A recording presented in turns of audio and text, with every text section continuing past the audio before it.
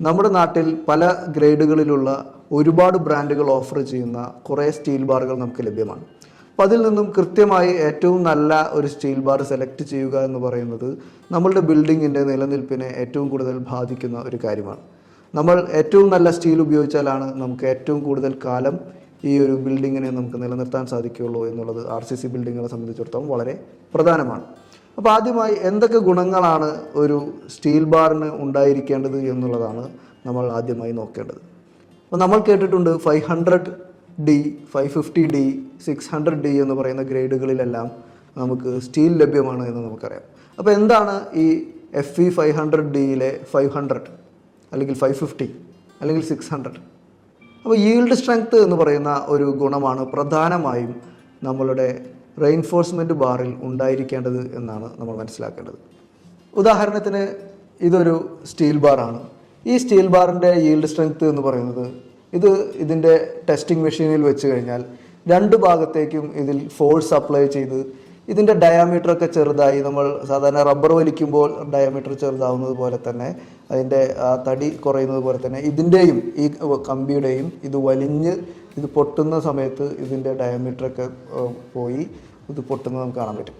അങ്ങനെ അത് പൊട്ടുന്നതിന് മുമ്പ് വരെയുള്ള ഇതിൻ്റെ വിത്ത്സ്റ്റാൻഡിങ് കപ്പാസിറ്റി, ഇത് എത്ര ലോഡിനെ ഇത് വിത്ത്സ്റ്റാൻഡ് ചെയ്തു എന്നുള്ളതാണ് നമ്മൾ ഈ കാണുന്ന 500ഉം 550ഉം 600ഉം ഒക്കെ.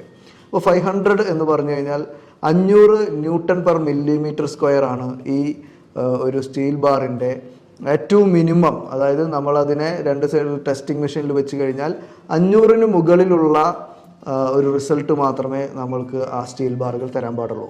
അതുപോലെ 550യുടെ ബാർ മേടിച്ച് നമ്മൾ ടെസ്റ്റിങ്ങിനായി ഗവൺമെൻറ് എഞ്ചിനീയറിംഗ് കോളേജിലോ അത്തരത്തിലുള്ള ഫെസിലിറ്റികളിലോ നമ്മൾ അയച്ചു കഴിഞ്ഞാൽ 550യുടെ ബാറുകൾ ഒരിക്കൽ പോലും 550യേക്കാൾ താഴെ നമുക്ക് ഒരു റിസൾട്ട് തരാൻ പാടില്ല. 550ക്ക് മുകളിലുള്ള റിസൾട്ടുകൾ മാത്രമേ അത്തരം ടെസ്റ്റുകളിൽ നമുക്ക് തരാൻ പാടുള്ളൂ. അതുപോലെ 600Dയുടെയും ഇപ്പോൾ വന്നു തുടങ്ങിയിട്ടുള്ള കമ്പികൾ നമ്മൾ ടെസ്റ്റ് ചെയ്ത് കഴിഞ്ഞാൽ അതും 600 Nm/mm² വലിയ റിസൾട്ടുകൾ മാത്രമേ നമുക്ക് തരാൻ പാടുള്ളൂ. അതായത് minimum yield strength of the steel എന്ന് പറയുന്നതാണ് ആ 500 അല്ലെങ്കിൽ 550 അല്ലെങ്കിൽ 600 എന്ന് പറയുന്നത്. അപ്പോൾ നമുക്ക് പണ്ട് 250 Nm/mm² ഉള്ള മൈൽഡ് സ്റ്റീലാണ് നമ്മൾ ഉപയോഗിച്ചിരുന്നത്. പിന്നെ നമ്മൾ 415 എന്ന് പറയുന്ന Nm/mm² ഉള്ള കമ്പികൾ ഉപയോഗിച്ചിരുന്നു. അതിനുശേഷമാണ് ഇപ്പോൾ കുറച്ച് കാലമായി 500D അതുപോലെ 600D വരെയൊക്കെ നമ്മൾ എത്തി നിൽക്കുന്നു. അപ്പോൾ അതിൽ നമുക്ക് 500D തന്നെ നമുക്ക് നമ്മളുടെ ഒരു സാധാരണ ബിൽഡിങ്ങുകൾക്ക് വളരെ ആവശ്യത്തിലുള്ള സ്ട്രെങ്ത് നൽകുന്ന കമ്പികളാണ്. നമുക്കതിന് മുകളിലുള്ളതും നമുക്ക് ആവശ്യപ്രകാരം ഉപയോഗിക്കാം. പക്ഷേ അത് ടെസ്റ്റ് ചെയ്യുക, അവർ പറയുന്ന ഇത് നമുക്ക് ലഭിക്കുന്നുണ്ടോ, അവർ പറയുന്ന ഈൽഡ് സ്ട്രെങ്ത് അതിനുണ്ടോ എന്നുള്ളത് നമ്മൾ മാർക്കറ്റിൽ നിന്ന് ലഭിക്കുന്ന ഒരു കമ്പി നമ്മൾ ടെസ്റ്റ് ചെയ്ത് നോക്കണം എന്നാണ് എനിക്ക് പറയാനുള്ളത്. രണ്ടാമത്തെ കാര്യം അതിൻ്റെ റിബ് പാറ്റേൺ ആണ്.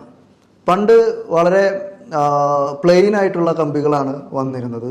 അതുപോലെ തന്നെ അതിന് ശേഷം ആ കമ്പികളെ രണ്ട് സൈഡിലും വെച്ച് തിരിച്ച് പിരിയൻ കമ്പി എന്ന് നമ്മൾ പണ്ടുള്ള ആളുകളൊക്കെ പറയാറുള്ള പിരിയൻ കമ്പികളാണ് വന്നിരുന്നത്. അതും സ്ട്രെങ്ത്തിന് ഒരു കോട്ടം സംഭവിക്കുന്നുണ്ട് എന്ന് മനസ്സിലാക്കിക്കൊണ്ട് പിന്നീട് വന്നതാണ് റിബ് പാറ്റേൺ എന്ന് പറയുന്നത്. അതിൽ റിബിൽ തന്നെ പല പാറ്റേണുകളുണ്ട്. ഇപ്പോൾ എൻ്റെ കയ്യിലിരിക്കുന്ന സ്റ്റീൽ മാക്സിൻ്റെ റീബാറിൽ ഇവർ ഉപയോഗിച്ചിട്ടുള്ളത് ഒരു ബ്രിട്ടീഷ് സ്റ്റാൻഡേർഡ്സിലുള്ള ഒരു റിബ് പാറ്റേൺ ആണ് ഉപയോഗിച്ചിട്ടുള്ളത്. രണ്ട് ടൈപ്പിലുള്ള ആംഗിളിലാണ് ഇതിൻ്റെ റിബ് പാറ്റേൺ പോയിട്ടുള്ളത്. എന്നാൽ നമ്മുടെ നാട്ടിൽ ഇന്ത്യൻ സ്റ്റാൻഡേർഡ്സ് അനുസരിച്ച് വൺ സൈഡ് അല്ലെങ്കിൽ ഒരേ ടൈപ്പിലുള്ള റിബ് പാറ്റേൺ ഉള്ള മറ്റു കമ്പികളും നമുക്ക് ലഭ്യമാണ്. അപ്പോൾ റിബ് പാറ്റേൺ ഉണ്ടായിരിക്കുക എന്നുള്ളത് വളരെ പ്രധാനപ്പെട്ട ഒരു കാര്യമാണ്. റിബുകൾ ഉണ്ടെങ്കിൽ മാത്രമാണ് കോൺക്രീറ്റിനുള്ളിൽ എന്തെങ്കിലും ചെറിയ ഒരു ഇളക്കമോ ഭൂമികുലുക്കം, ചെറിയ രീതിയിലുള്ള ഭൂമികുലുക്കമോ ഒക്കെ വരുമ്പോൾ കോൺക്രീറ്റിൽ നിന്നും സ്റ്റീൽ തെന്നി മാറാതെ അതിനെ ഗ്രിപ്പാക്കി നിർത്തുന്നതിൻ്റെ ഒരു പ്രധാന ഘടകം എന്ന് പറയുന്നത് അതിൻ്റെ റിബുകളാണ്. അപ്പോൾ അതുണ്ടായിരിക്കുക എന്നുള്ളതാണ് രണ്ടാമതായി നമ്മൾ ശ്രദ്ധിക്കേണ്ടുന്ന ഒരു കാര്യം. മൂന്നാമതായിട്ട് നമുക്ക് പറയാൻ പറ്റുന്നത് ഡക്റ്റൈൽ ആയിരിക്കണം, അതുപോലെ ബെൻഡബിലിറ്റിയും ഉണ്ടായിരിക്കണം. ഡക്റ്റൈൽ എന്ന് പറഞ്ഞാൽ നേരത്തെ ഞാൻ പറഞ്ഞല്ലോ, ഇതിങ്ങനെ വലിച്ചു പൊട്ടിക്കുമ്പോൾ മാക്സിമം വലിയുന്നത് എത്ര ഇത് വലിയും, എന്നിട്ട് ഏറ്റവും അവസാനം പൊട്ടാൻ പാടുള്ളൂ. അപ്പോൾ ഏറ്റവും കൂടുതൽ വലിഞ്ഞ് നിൽക്കുന്ന കമ്പികൾക്കാണ് ഏറ്റവും കൂടുതൽ ഡക്റ്റിലിറ്റി ഉണ്ട് എന്ന് പറയുക. അപ്പോൾ നമുക്കൊരു വലിയ ഒരു ആട്ടം സംഭവിക്കുകയാണെന്ന് വിചാരിക്കുക, വലിയൊരു ഭൂമികുലുക്കം നടക്കുമ്പോൾ അത് ഡക്റ്റൈലായിക്കൊണ്ട് തന്നെ പൊട്ടാതെ അത് നിലനിൽക്കുന്നു എന്ന് നമുക്ക് കാണാൻ സാധിക്കും. അതുപോലെ തന്നെ അതിന് തിരിച്ചു വരാനുള്ള കഴിവും കുറച്ചുകൂടി കൂടുതലായിരിക്കും. അപ്പോൾ അത് ഡക്റ്റൈൽ ആയിരിക്കുക എന്നുള്ളത് നമ്മൾ വളരെയധികം ശ്രദ്ധിക്കേണ്ടതാണ്. നേരത്തെ പറഞ്ഞ ആ ടെസ്റ്റിൽ നിന്ന് തന്നെ, ഈൽഡ് സ്ട്രെങ്ത് ടെസ്റ്റിൽ നിന്ന് തന്നെ ഇതിൻ്റെ ഒരു ഡക്റ്റബിലിറ്റി നമുക്ക് മനസ്സിലാക്കാൻ സാധിക്കും. പിന്നെ ഇത് സൈറ്റിൽ കൊണ്ടുപോയി ഇതിൻ്റെ ഒരു ബെൻഡബിലിറ്റി കൂടി, ബെൻഡ് ചെയ്യുമ്പോൾ പൊട്ടാതെ ക്രാക്ക് വരാതെ ബെൻഡ് ചെയ്യുന്ന, ഈസിയായി ബെൻഡ് ചെയ്യാൻ പറ്റുന്ന കമ്പികളാണോ എന്നുള്ളത് നമുക്ക് നോക്കണം. ഇതിങ്ങനെ പറയാൻ കാരണം നേരത്തെ പറഞ്ഞ പോലെ ഈൽഡ് സ്ട്രെങ്ത് മാത്രം നോക്കി നമുക്ക് ഒരു റെയിൻഫോഴ്സ്മെൻറ്റിന് നമ്മൾ സെലക്ട് ചെയ്യുക എന്ന് പറയുന്നത് മണ്ടത്തരമാണ്. ചില കമ്പികൾ ഈൽഡ് സ്ട്രെങ്ത് ഉണ്ടാവും, 500 550 ഒക്കെ ഉണ്ടാവും. പക്ഷേ അതിനെ ബെൻഡ് ചെയ്യുമ്പോൾ, അതിനെ നമ്മൾ ആവശ്യങ്ങൾക്കനുസരിച്ച് ബെൻഡ് ചെയ്യുന്ന സമയത്ത് അത് ക്രാക്ക് വീഴുകയും അത് ചിലപ്പോൾ നല്ലോണം ബെൻഡ് ചെയ്ത് അത് പൊട്ടിപ്പോവുകയൊക്കെ ചെയ്യുന്ന ചില സ്റ്റീലുകൾ കാണുന്നുണ്ട്.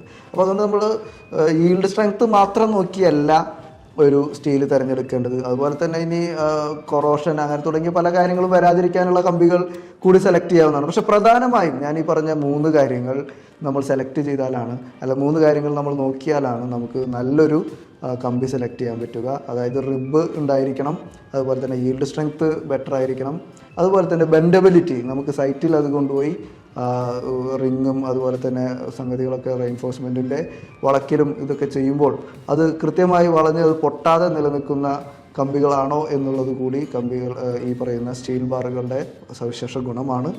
ഈ 3 കാര്യങ്ങളും കൃത്യമായി ഉള്ള മാർക്കറ്റിൽ നിന്നും ലഭിക്കുന്ന ഏത് ബ്രാൻഡിൻ്റെ നമുക്ക് കമ്പിയും നമുക്ക് അവിടെ ഉപയോഗിക്കാൻ പറ്റുന്നതാണ്. ഇനി നിങ്ങൾക്ക് ധൈര്യമായി ഒരു സ്റ്റീൽ ബാർ സെലക്ട് ചെയ്യാൻ സാധിക്കുമെന്നാണ് ഞാൻ മനസ്സിലാക്കുന്നത്. നിങ്ങൾക്കെല്ലാവർക്കും ഈ വീഡിയോ ഇഷ്ടപ്പെട്ടു എന്ന് കരുതുന്നു.